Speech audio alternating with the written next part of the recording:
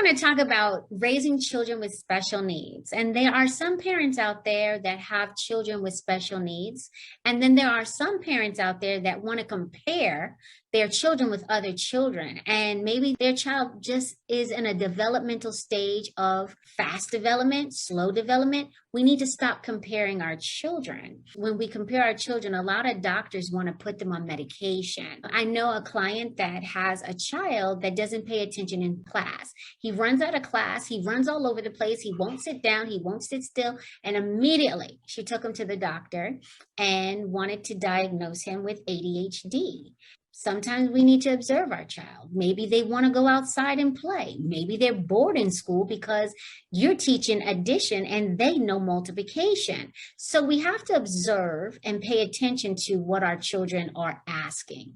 Another client wanted to say that their child is bipolar because her temper would change automatically, like different stages. When they sit and they just stare off into the distance, you never know what's going on in their mind. They could be counting the dots on the ceiling and they're counting and counting. And then here you come, what are you doing?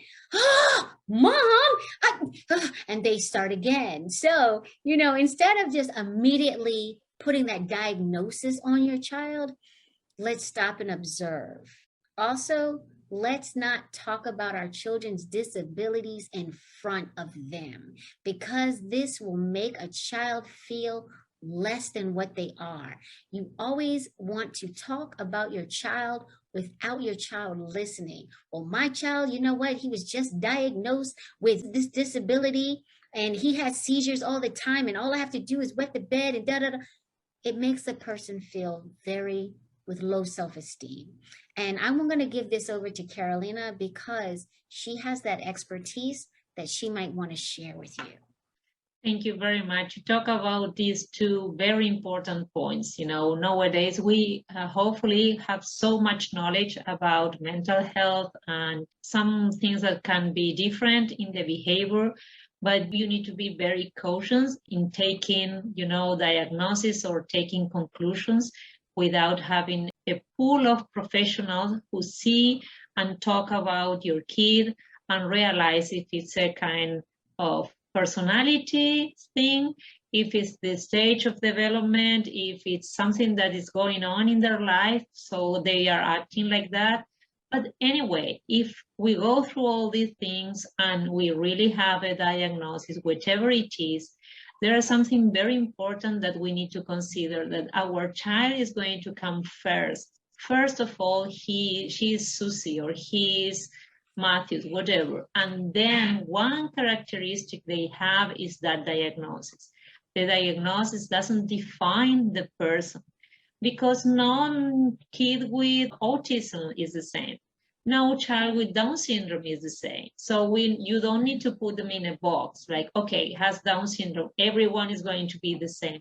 They have their personality, they have their family values, they have the interests, and they don't develop all the same. So this is very important because as parents, we see our kid and we need to see them in all their characteristics, the good ones, the abilities, the talents and the challenges we all have. And when we have a diagnosis, it's better to find the tools or the professionals who can help us with that one. But remember, it's not a recipe like I have this diagnosis, I'm going to follow that recipe, I'm going to do this, because some tools are working for a kid and are not working for another one. So it's a big, big topic. We can talk a lot about that. But something that you said is very important. Nowadays, it's like everyone is shooting a diagnosis. Oh, this is going to have this child is having that. And it's something very serious. It's something that we need to put in the center of our heart to find the professionals who are going to help us, but always consider there's a person first, and then as a characteristic or as a condition, they can have a diagnosis. And talk a lot about the abilities and the effort they're doing to overcome their challenges, and how much we trust them, how much we love them, and how much we value them, whatever diagnosis or challenge they have. So thank you very much. If you would like to listen more about that, please follow us in Facebook, in Instagram, in TikTok, in YouTube as well, and we can talk more about that. We can also talk in Spanish.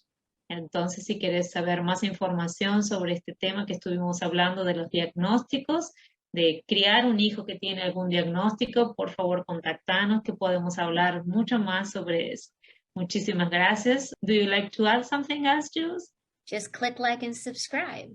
Thank you.